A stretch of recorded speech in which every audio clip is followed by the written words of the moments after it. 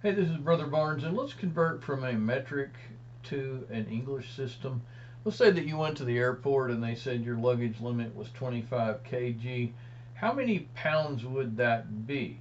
Well, remember in dimensional analysis we put what we're looking for on the right. So let's put pounds over on the right. And we also know that whatever we're looking for is going to go on top in the conversion factor. So let's put 2.20 pounds on the top here. That works out great because that cancels with kilograms right here. So all we have to do is just multiply 25 times 2.20 to get the pound conversion from kg. So let's turn our calculator on and let's clear it.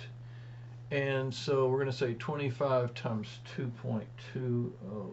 25 multiplied by 2.20. I get 55 pounds.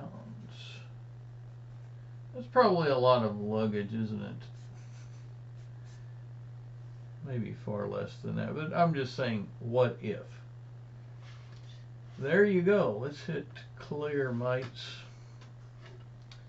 Buen trabajo. Good job. I can rewrite this. Let's do this one more time. 55 pounds. Okay, let's try that.